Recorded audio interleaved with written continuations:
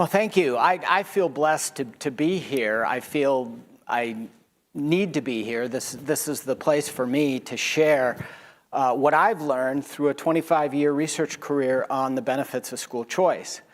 I'm also blessed because I think I have a doubly privileged audience here in that you are all nice people, and I'm going to be telling you what you want to hear. So this should be really easy. My wife will tell you that I don't like to talk about myself. I much prefer to listen to and learn from the narratives of other people. But my own story, my own personal story connects with this presentation. And so at the urging of Tom and others, I've decided to start by sharing that with you. So there we go. So this is a photo of me when I was 10 years old, surrounded by my three sisters. And you'll immediately notice some things about this photo. Yeah, three sisters. I learned to put the seat down really early. It's in black and white. So God hadn't invented color yet. And you see that this was taken by my mother, and my father is not in the picture, both literally and figuratively.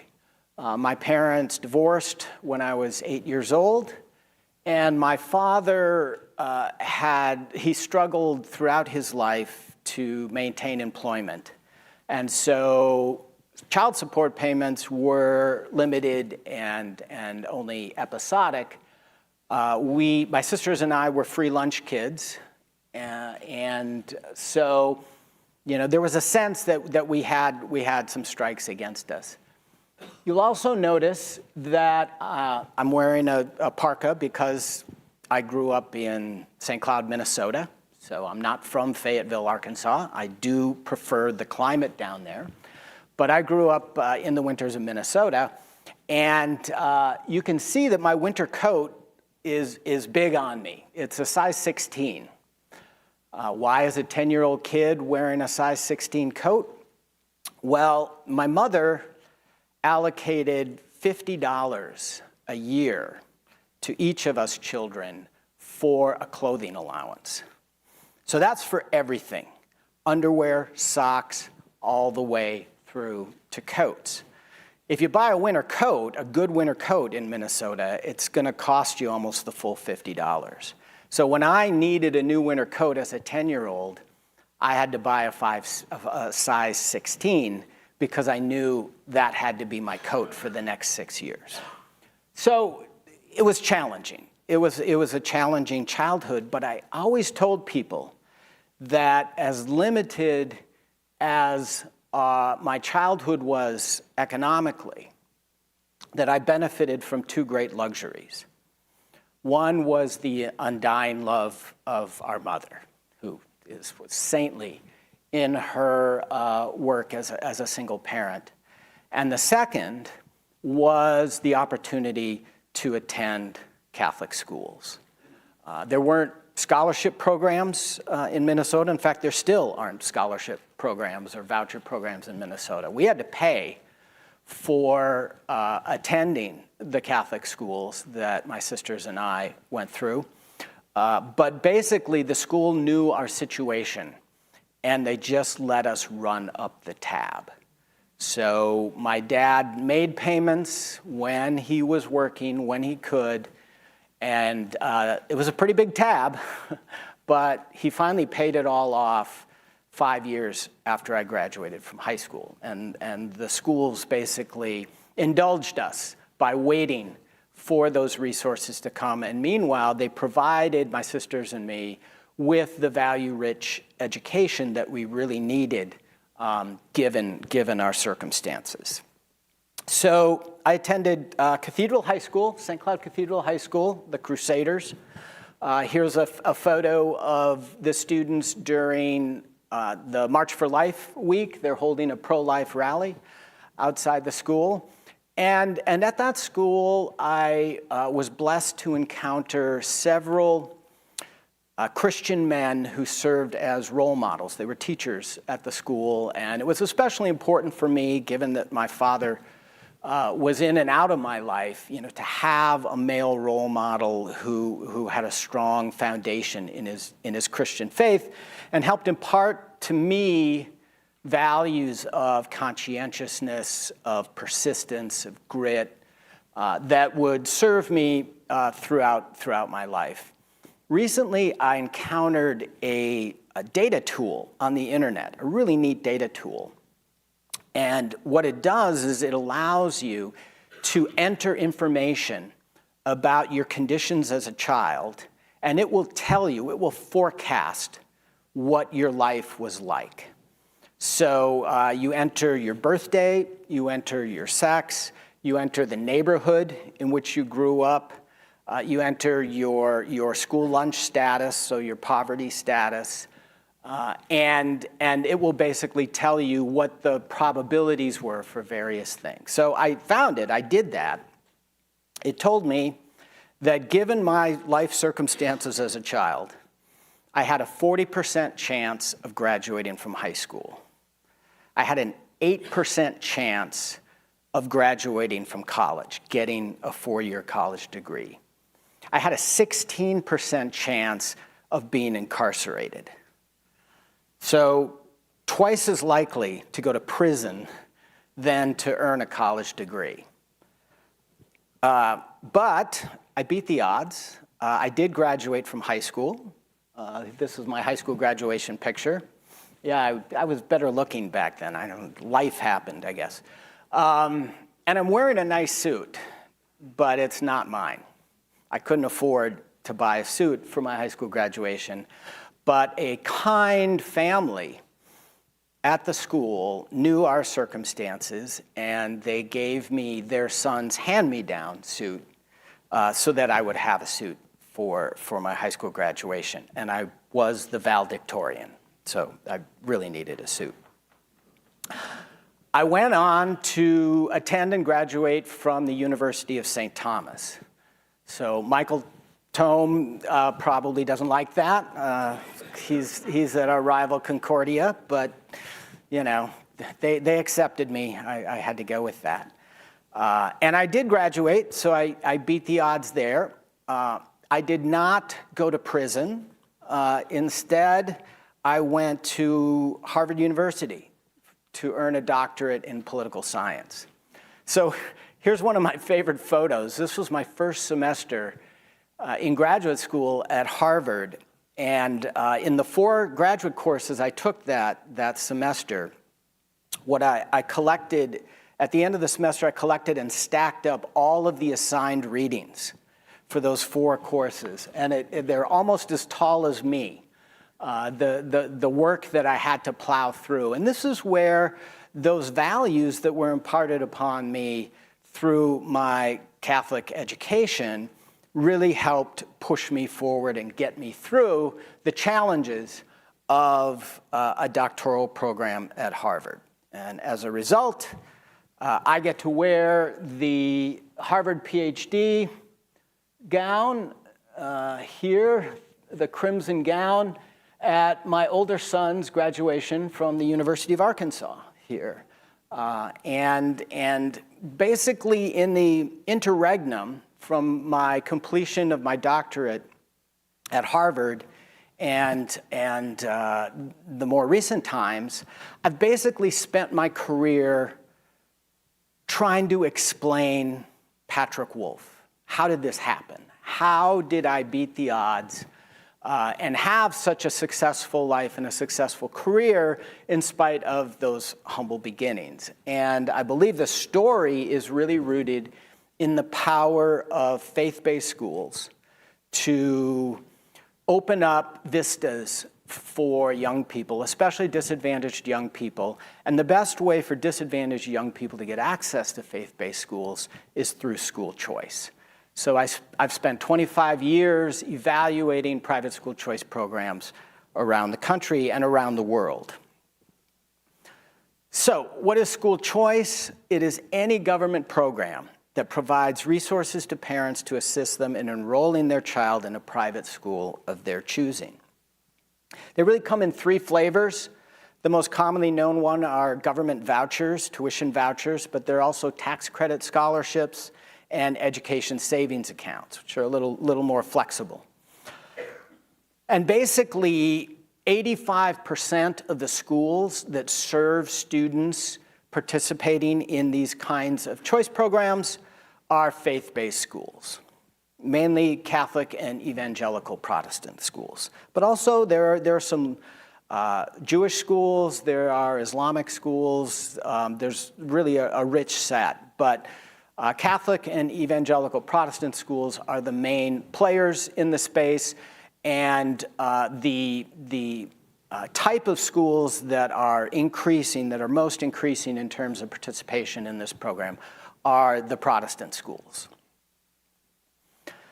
So there are at least 5 ways that access to a private school through choice. So I guess the 85% point, the point there is that when we're talking about the effects of private school choice programs, we're mainly talking about the effects of faith-based Christian schools. So they are the main drivers because they are serving most of the kids in these studies that I will be sharing with you. And those faith-based Christian schools could affect the participant test scores. It could affect attainment for participating students. It could affect the satisfaction of parents. It could affect the performance of students who remain in public schools through the instrument of competition. And it could affect students' civic and character outcomes. So those are the 5 areas. I'm going to review the rigorous social science literature on these questions of what effects do private school choice programs have on these 5 sets of outcomes. So let's start with participant achievement effects. And here we just look at the most rigorous studies, randomized experiments. They are the gold standard for the evaluation of the impacts of a social program. That's because they are the most rigorous studies, and there are enough of them that we can limit our purview just to these highly rigorous studies. And they're rigorous because they take the set of all the students who want to go to private schools through a choice program, and they hold a lottery to determine who actually gets a voucher or a scholarship and gets to go. And so the people who lose the lottery, the students who lose the lottery, are similar in all measured and unmeasured respects to the students who win the lottery and get to go to private schools. So they provide the perfect reflection of what would have happened to the choice students if not for the choice program. And that tells us what impact the choice program had on student outcomes. So we focus on these randomized experiments because there are enough of them on this question of the attainment effects of choice. Now, I'm going to present a lot of statistical figures and outcomes, but I don't want us to get lost in the weeds. So I use a stoplight highlighting system. Any study that finds positive outcomes for choice participants, that study is going to be highlighted in green. If the positive outcomes are for all participating subgroups of students, it's going to be dark green. If it's only for disadvantaged subgroups of students, if overall the population of students didn't clearly benefit, but some key subgroups did, it's going to appear in kind of lime green. For the studies that find there's no difference between choice participants and the control group kids, those will be highlighted in yellow. And the findings, the studies that find that there are negative effects of participating in the choice program on student outcomes, those will be highlighted in red. So green good, yellow neutral, red bad for choice. So here are the 18 random assignment studies of the effects of participating on choice programs on student test scores. And we see that 12 of them conclude that the choice program has a positive effect overall for all students, or at least for disadvantaged subgroups. And the most common disadvantaged subgroup that clearly benefits from choice is African American children. There are 4 studies that find that these programs are neutral regarding student test score outcomes. They don't increase them any faster than the control group students realize. And there are 2 studies, I co-authored one of them, so I believe the results. There are 2 studies that find that participation in a choice program has significant negative effects on student test score outcomes, both in Louisiana.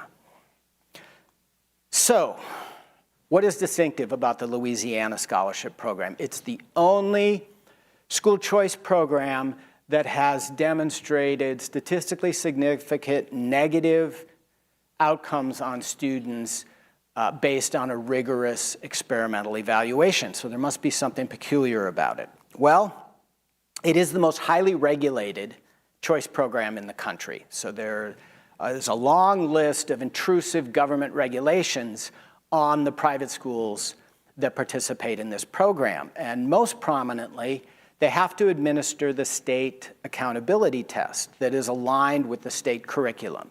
So in this evaluation, we are measuring the performance of private school students on the public school test and comparing that to the performance of public school students on the public school test. So there's a huge home field advantage for the public school students in that comparison because of the close alignment of their curriculum with the state test.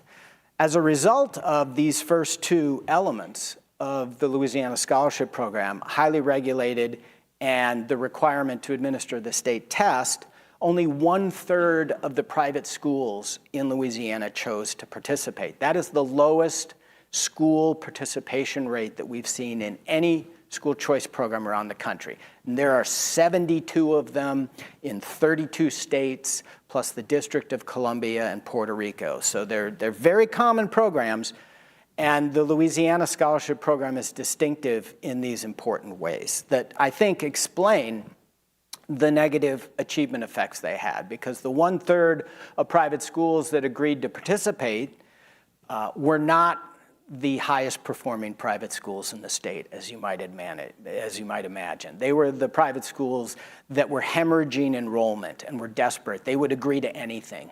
And in this case, their participation didn't really help students learn. So taking all of the statistical results from the rigorous evaluations, the 18 studies in the US that I just showed you, plus 3 rigorous evaluations of school choice programs internationally, a couple of graduate students and I put together this meta-analysis, these meta-analysis results. So let me walk you through what this graph is showing. So the dashed red line here is the average test score performance of the control group students. So that's the reference that we're using here. The blue line is the average test score performance for the students participating in the school choice program. And these brackets around the blue line are the 90% confidence interval. So that's how we determine if any deviation from the dashed line is really significant or not. And what you see with the math outcomes, you see what we call the J curve. It dips initially, the first couple years. Students participating in choice programs, on average, lose a little bit of learning compared to the control group kids. Well, why is that? It's because school choice starts with a school switch. In these studies, all the kids starting in the choice program were switching from a public school into a new private school. New expectations, new culture, different curriculum, all those kinds of things factor in to students losing a little bit of learning as they adjust to their new school environment. But then look what happens. They get on a much steeper learning trajectory after the second year. By the third year, they've clearly pulled ahead of the public school students, And by the fourth year and beyond, they're way ahead. This is a big positive math impact for kids in the program 4+ years. In terms of reading, they get there more quickly. The adjustment period is easier. By the second year, they're already showing reading scores ahead of the control group students, and it really accelerates after the third year, fourth year plus. So if you give school choice time, it's going to yield clear achievement benefits for participating students. Okay. Now, educational attainment. So I showed you the graduation of our older son, Alex. Here's the graduation of our younger son, Brendan, just last May. And there was a big party for Brendan after his graduation. Why do we throw parties for kids when they graduate? We do that because educational attainment, that is achieving certain key benchmarks of high school graduation, college graduation, is much more predictive of positive life outcomes than educational achievement is. So test scores do predict, higher test scores predict better life outcomes, but achieving attainment benchmarks, actually earning degrees, are much more predictive of positive economic and health and other life outcomes. So that's why we throw parties when kids graduate, because educational attainment really matters. It matters much more than test scores. So there have been 17 findings regarding the effect of private school choice programs on different stages of educational attainment. I've stacked them by the attainment stage. So we've got, at the top, we've got diplomas, graduating high school. 4 out of the 5 studies find clear positive effects overall for participating in a choice program on high school graduation.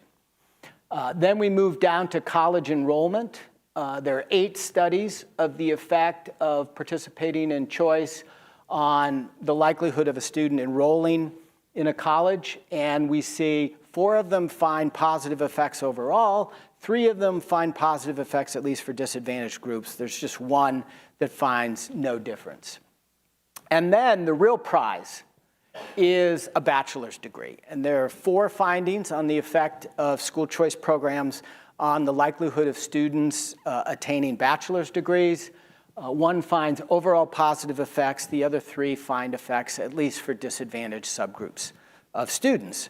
So on the attainment side, it's much more clearly a win for school choice. The participating in a choice program consistently yields higher rates of educational attainment for these populations of highly disadvantaged kids. Most of the kids participating in these studies are low-income inner-city kids, and we're seeing major positive effects of choice on the outcome that really matters, educational attainment.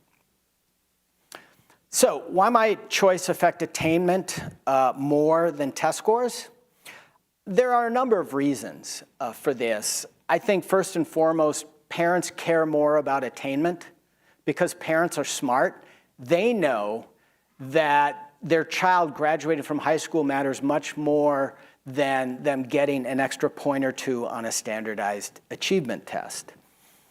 Public schools, for the last 2 decades, they have been geared toward goosing student test scores because that's the accountability system that they operate in. They're rewarded if test scores go up, and so they really focus on goosing test scores. There's been studies that even reveal they alter their school lunch menu the week of testing just to maximize the amount of energy and intellectual focus that students have. I mean, that's how much they're gaming the test score situation, and so they're good at producing high test scores. Private schools educate the whole child. We've heard this in several sessions. You all know this. You live this. Learning matters, but there are a whole lot of other things in a child's life that matter as well. And an effective private school seeks to advance all of those areas of a child's life. Attainment is more malleable. So, to some degree, student learning depends on what the student brings to the school. But with attainment, schools, I think, have a lot more leverage through their culture and their values to change the life trajectory of a child. There's no evidence in any of these studies that private schools are producing higher levels of graduation because of lowering standards. They are maintaining high standards. They're just getting a higher proportion of their students to meet those standards. What about parent satisfaction? So there have been 30 studies of the effect of private school choice programs on parent satisfaction. Probably isn't surprising to learn that 27 of them find clear positive effects of choice on satisfaction, 1 neutral finding, and 2 negative findings for choice. Probably there's some cognitive dissonance here, right? The parent was responsible for choosing the school. They probably want to validate that choice. But even some of these studies are longitudinal studies where they look at parent satisfaction 3-4 years after choosing schools, and it tends to be higher if they chose a private school through a choice program. Competition effects. This is what we often hear in the policy debate over private school choice is, okay, choice might help a few kids who are participating, but it will destroy the public schools. That public education is not geared to withstand competition. Public schools are fragile. They have to hold on to all of their students or they explode. So there are all these doomsday sort of scenarios about competition from private school choice. So there also are 30 rigorous studies of the effects of private school choice on the learning outcomes for public school students. 27 of them report positive effects. That the public schools that are affected by choice launches or choice expansions actually end up producing better learning outcomes for their students. There even are a few studies that highlight what they do to improve their educational service. The first thing they do is they communicate more frequently and more effectively with parents. Because if you're running a monopoly, you don't have to communicate with your customers. You have a captive audience. So public schools aren't used to communicating with parents. You all are very used to communicating with parents because you operate in a market environment. So they pick that trick up quickly and they communicate better with parents. They add special programs to serve the kinds of students that they are most concerned about losing. And they remove their least effective teachers from the classroom, which otherwise public schools are hesitant to do, to mess with a teacher in the classroom. If they face competition from private school choice, they're going to get the lemons out of the classroom, and that can make a big difference for kids. So it's really a win-win. School choice generates a rising tide that lifts all boats on the achievement side. But what about civic and character effects? I mean, these are very important considerations, especially since our public school system was justified at its founding by the need to prepare the next generation of American citizens for self-government, for their responsibilities as citizens of our democratic republic. So public schools often argue that government-run public schools are necessary to instill civic values in students, and private schools cannot be trusted to perform that core public purpose. When we talk about civic outcomes, we're talking about 4 umbrellas of concepts and attitudes and behaviors. The first is political tolerance. This is the idea that people should be able to disagree agreeably, that we should all be willing to tolerate and extend constitutional rights to political groups that we disagree with. It's best captured by a statement by the French philosopher Roederer, who said, "I may disagree completely with what my opponent says, but I will fight to the death for his right to say it. So that's political tolerance, and that's really central to our civic culture. Political participation. We need young adults to get used to participating in self-governance, otherwise it's not self-governance. And we want them to be knowledgeable and skilled when they participate. And also, we want them to be active in their community outside of formal political and governmental activities. So volunteerism, the social capital that comes from being networked in your community. So these are the overall umbrellas for civic outcomes that have been measured in a large number of studies of private schooling. And recently I collected all of them into a sort of meta-analysis to determine the extent to which private schooling or public schooling was more effective in creating the next generation of American citizens. And here's what I found. I found that there are 56 studies concluding that private schooling produced better civic outcomes than government-run public schools. 34 studies concluded that it was neutral, that the government-run public schools had no advantage over private schools in promoting civic outcomes, and only 3 studies of a public school advantage on this core function of public education. This is probably my most controversial study of many, but probably the most controversial. So I had a wonderful opportunity a couple years ago. I had collected data on participants in the Milwaukee Parental Choice Program and had carefully matched them to Milwaukee public school students. And I was informed that the state of Wisconsin has this amazing public transparency program where they take every arrest in the state of Wisconsin, they enter it into a publicly searchable database, searchable by name and birth date. And they include the disposition of the arrest, whether they were convicted, all that kind of stuff.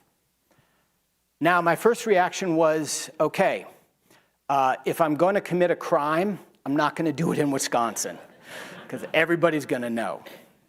My second reaction was, wow, we can match up that data with our database and determine to what extent accessing private schools, again, almost all faith-based schools, accessing private schools through the choice program in Milwaukee has had an effect on the criminal outcomes for these students in our study who were like 22 to 25 years old at the time. So that's sort of peak time to have a criminal record, to have an encounter with law enforcement. And we found that participating in the choice program reduced the convictions for property crimes for the students in our study by 86%, reduced drug crimes by 53%, and reduced out-of-wedlock births, as evidenced by being named in a paternity suit, reduced out-of-wedlock births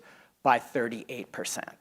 So if you've studied anything about the sociology of like the urban environment and low-income kids who grow up in the inner city, if they avoid a criminal record, if they stay away from drugs, and if they don't create a child out of wedlock, their prospects, their life prospects are quite good. They have an excellent chance of rising above their circumstances and having a successful life.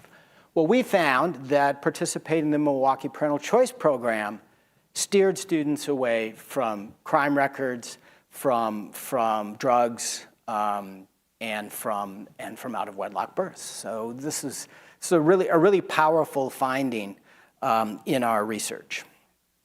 I went on to partner with my colleague Albert Chang and some great folks at the Institute for Family Studies at AEI, Wendy Wang and Brad Wilcox. Brad Wilcox is a sociologist, very well-known sociologist, about the effects of marriage in the family. And Brad wanted to know, does the type of school a person attends have any effect on their marriage outcomes? So we did a survey. We drew data from a survey of adults and asked them about the high school that they attended, asked them about their conditions of childhood, and asked them about their marriage status and also the children that they had born. And we knew the date that they were married, and we asked them for the birth date of all of their children. So we were able to determine which of their children were born after their marriage as opposed to before their first marriage. So we were able to establish out-of-wedlock births. And we titled our report The Protestant Family Ethic, drawing on the famous Max Weber piece, the Protestant work ethic, because evangelical Protestant schools are killing it at promoting positive marriage outcomes for the students that they educate. You could see the likelihood of being in an intact marriage was much higher for the graduates of evangelical Protestant high schools. The probability of ever being divorced was much lower compared to public schools, also compared to Catholic schools.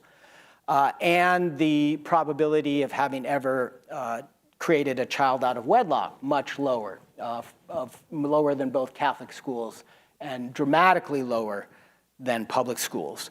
We also had information about their background as a child. So when we controlled for the conditions in which they were educated in high school, their socioeconomic conditions, the outperformance of Protestant schools actually increased. So these effects of Protestant schooling actually got better when you controlled for the child's background. They got better, a little better for the Catholic schools as well, and they got worse for the public schools and for the secular private schools. And it's pretty well established in our field that secular private schools deliver their stronger outcomes generally based on family background, on the socioeconomic status of their students that they bring in. But faith-based schools actually deliver value add in addition to the resources that children bring to the classroom. And this was another example of showing that in a very important outcome, and that's marriage outcomes.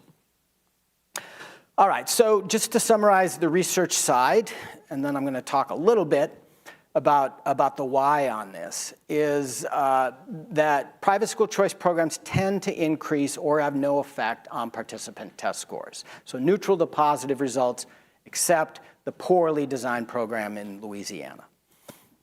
They consistently drive participants to higher levels of educational attainment, and that really matters. They please parents. Parents love them. It places students and even improves the outcomes for students in public schools through the effect of institutional competition. And it boosts civic and character outcomes for students. So, why does it do this? What are the mechanisms by which choice programs, particularly access to faith-based schools, deliver these generally positive effects for kids? We have much less research on that, and in fact, your own experiential wisdom probably is greater than what we've learned from these empirical studies on the why, because you're making it happen every day. But one thing we know for sure, it isn't lucre, right? I mean, it isn't money. There was a study released 2 days ago, a very careful study showing that private schools spend 58% less per student in the United States than public schools on average. That's a big chunk of change less that private schools have to deliver positive benefits for kids compared to public schools. So it isn't because an abundance of resources. Competition clearly plays a role. I think it forces everyone to step up their game. I think parent match of child to school is really important. because if all you have are residentially assigned public schools, then every kid has to go to the same school, and there's a sameness about it all. And we know that one size doesn't fit all when it comes to a child's education. So choice programs give parents, who are the world's foremost expert on the needs of their child, the opportunity to match those needs with the school in their area that is the best fit for it. And to do that, I believe, and there's some research to reinforce this, school brands play an important role. So here I'm going to share some things that really resonate with earlier presentations by Cole Braun and Krista Barnhouse about brand and about mission. What is the Christian school brand? Now, of course, schools have some distinctiveness regarding their brands, but some colleagues and I did a study of the sense in which there is a Christian school brand in Milwaukee, in the schools participating in the Milwaukee Parental Choice Program. And basically, we found evidence to suggest, this is encouraging, Christian religious instruction and values are kind of the number one core element, most consistent element of the brand, God's first. Order and discipline is a very important aspect of the school brand. Caring teachers and administrators. There's some consideration of quality teachers, but a lot of parents interpret the quality of a teacher through their dedication and devotion to the children, that they really are caring of them.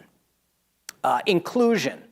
So this is somewhat consistent with the big tent idea that's so central to Van Lunen, is this idea that everyone is invited to the banquet that God has spread before them. And truly Christian schools that adhere to the brand are welcoming of a very diverse set of students, and that's recognized by parents. Modest facilities. Most Christian schools aren't known for their elaborate bells and whistles, and people know that. And also, education delivered on a small scale. There are some very large Christian schools, but when a Christian school is big, it finds a way to create smaller communities within it, and usually it has a very low student-to-teacher ratio. So the scale in which education is delivered is much less intimidating in Christian schools than it is in public schools. And that's really part of the brand as well. And what role does a school brand play in choice programs? Very important roles. It provides informational shortcuts for parents, especially for parents who have never chosen their child's school before. It's a heavy lift. And so basically what they do is they rely on the recognizable brands of the various schools in their community as informational shortcuts. So they don't have to collect all the information. They just have to confirm that a school, it's an authentic Christian school, it's a long-running Catholic school, it's a college prep, private secular school. Those are all brands that are recognizable. It helps them make their choice more efficiently and more easily. It provides realistic expectations. They know what they're buying. They know what they're getting. They're not surprised by the disciplinary expectations, the academic expectations, the homework expectations that they're going to encounter at the school. And it provides accountability. We found in our studies that basically there's this process that parents go through where they are accessing brand information. The first is we surveyed them about what characteristics of a private school are most important to you. So we let them list 3 characteristics. Then we saw what schools they chose. And we determined what prominent characteristics those schools had, the schools they chose. And we saw how closely they matched the parent preferences expressed before the choice. They matched pretty closely. When they didn't, there was a very high probability that the student left the school. in a short period of time. So that's where the accountability plays in. If a parent makes a bad match, or the school that they send their kid to fails to live up to its brand, in either of those cases, parents pull the kid out and try again. So it's very important, if a school has an established school brand, that you live the brand. And we've heard a lot about that in sessions here. So my final thought, the final thought I want to leave to you, and then I welcome your questions, is don't shy away from continuing to bring Christ to the people in your school community. And I know I'm preaching to the choir, right? I mean, that's what we're all about here. But I've had a disturbing number of conversations with leaders of Catholic and Protestant schools that say, well, you know, we have religion in our school, but we don't really push it because we don't want to offend anybody. We don't want to cause any offense. That's how they envision inclusion, is delivering a milquetoast kind of form of Christian exposure to the students. But parents don't want that. It's not good for students. God doesn't want that. God wants parents to have access to authentically Christian schools. And this is one case, the evidence suggests, that by doing good, you'll also be doing well. And you'll produce more miraculous success stories like me. Thank you.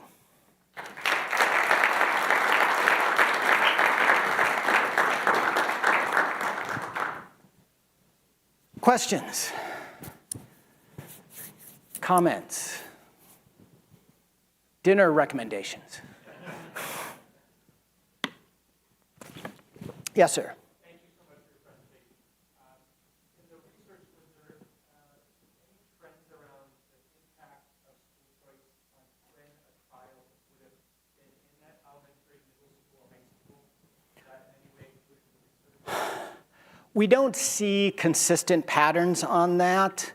There are some studies that only find clear achievement effects at the elementary level. There are a couple that only find them at the high school level. So we don't see a clear pattern. I think there's a general sense that on the achievement side, it's better to get them early, right? Because they're perhaps less damaged by a dysfunctional school environment. Certainly parents really prefer to get their kids into private schools at the early ages. So in all of these evaluations we've done of private school choice programs, the demand for placements, for slots, is always higher at the elementary level for parents. They want to get their kids in early. And it's much less at the high school level, but certainly grade 9, there's still a strong desire. It's like for high school, especially if a child is from a disadvantaged background, a parent will think that if I can get him into high school at 9th grade, he can have, or she can have, that high school experience to really impart values to them. But generally, the evidence doesn't necessarily support it, but there seems to be greater parental demand at the younger grades. Other questions? Minnesota's not close to it. Do you see this as a trend that's going to become nationalized norm after a while, or is it still going to remain state by state? I think it's going to remain state by state. There is a national initiative. There's a bill in Congress that basically would provide federal tax credits, federal income tax credits, for families participating in choice programs in states. So it's not like a federal mandate. It's basically, if you enact a choice program in your state, the federal government will support it with tax credits. It's gaining some support in the Congress, but I mean, the current Congress is incapable of doing just about anything. So they're not going to pass this choice program. The idea is just to kind of build momentum for it. Otherwise, it's just going to be state by state. And I think what we're seeing now is we're just really seeing this cascading effect. The last legislative session, there were more than a dozen new or dramatically expanded school choice initiatives across the country. A couple of new states joined. Nebraska did, but I know, it's being really challenged. The teachers' unions are just going all in to kill school choice in Nebraska. It's one of the most concentrated efforts on their part to repeal a choice program. We enacted in Arkansas, we expanded our pilot choice programs to universal. They'll grow to universal in 3 years. That was challenged by the teachers' union. They fell short of the signatures necessary. So we're full speed ahead.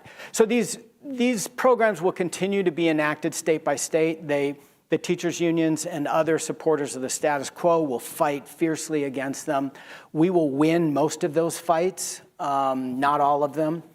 And eventually, I just think a lot of these states are going to find themselves as school choice deserts. They'll be surrounded by other states that offer parental choice, that are attracting young, high productivity families to those states, and they'll be bleeding, they'll be hemorrhaging human capital because they don't have choice programs. So I think eventually, even Minnesota is going to cry uncle, and it will get a school choice program. But sadly, it's going to take a while.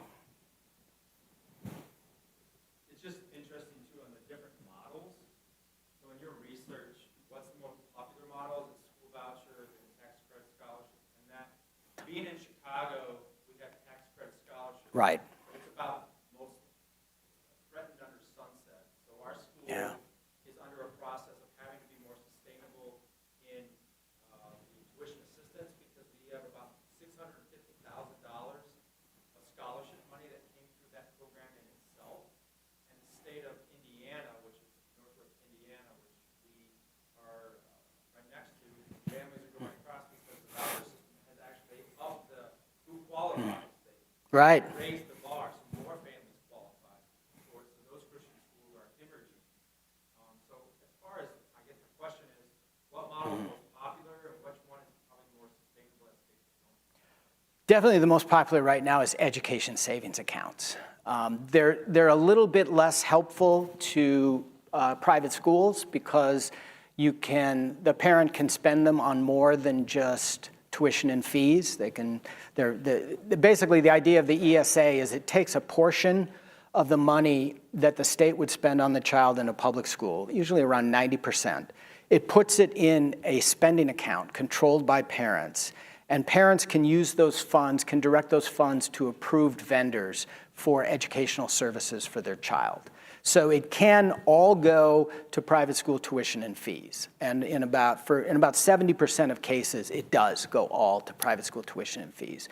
But about 30% of parents fully customize their child's education. So they'll homeschool them a bit, they'll arrange tutoring, they'll purchase online curriculum, therapies, all kinds of stuff. It's really helpful for kids with special needs because it allows the kind of full customization that they need. And it's just really popular as a concept to replace vouchers and tax credit scholarships. Vouchers, almost none of the new programs enacted are voucher programs. That's sort of, old school. There are some tax credit scholarships, but the real excitement is around these ESAs because of the full customization that they can provide. There are 14 states that have enacted ESA programs. I don't know if I can list all of them, but I'll take a shot. Arizona was the first. Florida has one. We have one. Ours is an ESA. Iowa, Utah is an ESA. Tennessee has one. West Virginia's got a near universal ESA. Those are the 7 that immediately come to mind. There are 7 more. I need to study up on them. But almost all of the recent enactments have been ESAs. 32 states. Yeah, it's getting to the point where you just have these holdouts. Now, there is concern that Illinois will move from a school choice state to a non-school choice state because of that sunset. I'm optimistic, I'm hopeful that there will be a resolution of that and accommodation so that 9,000 low-income kids aren't thrown out of their schools. But I mean, that's what the Illinois legislature is facing right now if they don't act. And they currently haven't shown any obvious conviction to act.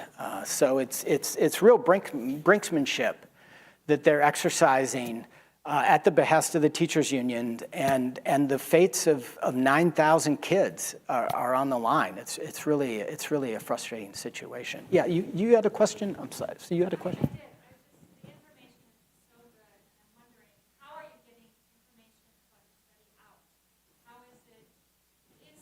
Well, I have a website. Yeah.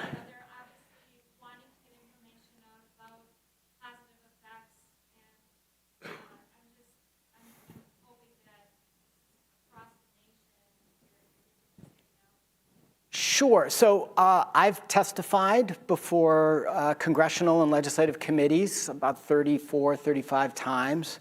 So that helps get it out. I partner with school choice advocacy organizations like the American Federation for Children and Ed Choice to give talks and also to advise them on some of the literature material that they send out. I mean, one thing you notice when you're in this space is that the school choice advocacy organizations all want to make sure that their documentation is accurate, that their messaging is accurate, so they run it by researchers.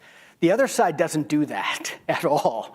And so you get these outrageous claims from critics of school choice that are completely disconnected from the research literature. But many of the advocacy groups are good about taking our research and making it accessible to a broader audience and sending it out. I mean, I'm a scholar, I'm not an advocate. I base my advocacy on what I see in the research and my own lived experience. It sort of validates my own experience, but I just need to be careful and maintain my scholarly perspective, my researcher perspective on this, and not go like full out advocate, or else it would undermine my credibility. So, and Michael, did you have a question about?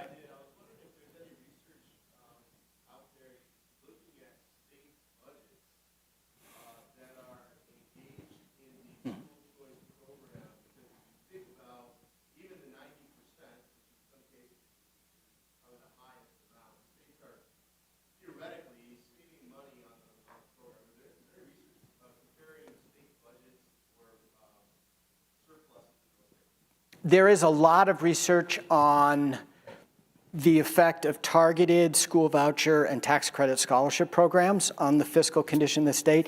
Yields a big fiscal windfall for states because I mean, it's not only just the extra 10% that they get to keep, but that's just out of the foundation funding, and there's a whole bunch of other funding streams that go into every student educated in a public school. So states benefit a lot fiscally from students participating in their targeted program. These are programs that are limited to students from low-income families or with disabilities. But now we're entering the age of universal programs. And so that's going to flip the script on the fiscal impacts. Universal programs actually do cost the state money, because they are providing state support for a portion of private school students who would have self-financed their private schooling absent the program. So the state is actually subsidizing some private school students who otherwise would have self-paid. They're also subsidizing a bunch of private school students who wouldn't have self-paid and would have cost them more in the public schools. So it all depends on that ratio. What is the ratio of subsidizing self-payers to kids who would have been public school otherwise?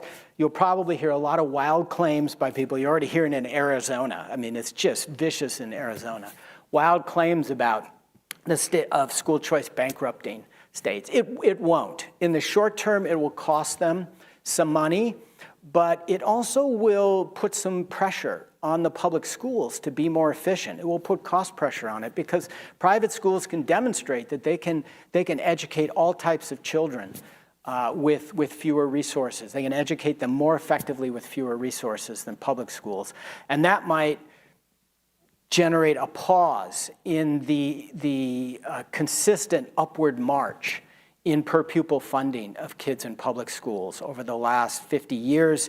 In real terms, spending has tripled in the public schools in the last 50 years, inflation adjusted. The numbers are getting really crazy. And so school choice is kind of another way, I think, for states to get a long-term handle on their fiscal condition regarding education. Yes? Yeah.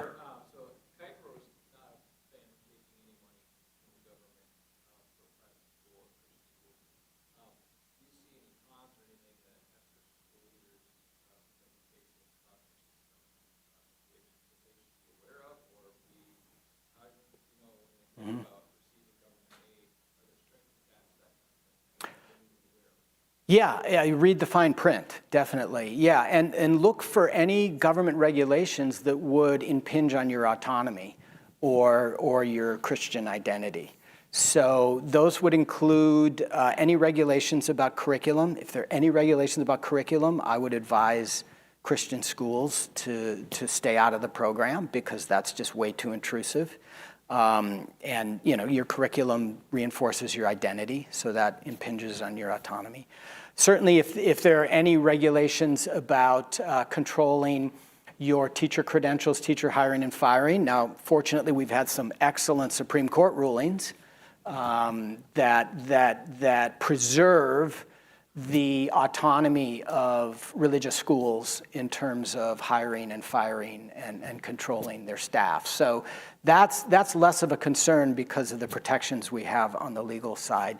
But I just don't like mandating the state test because that puts the private school in a tough spot. It's either you surrender your autonomy and teach the public school curriculum, or you inflict a test on your students that you haven't prepared them for because it's not aligned to your curriculum. So it's kind of cruel to the students to require the state test. I know in Indiana they do it for a lot of reasons I won't get into, but it's that, and that's really a deal breaker with a lot of schools. And the other is preserving your ability to apply your admission standards to decide who is admitted.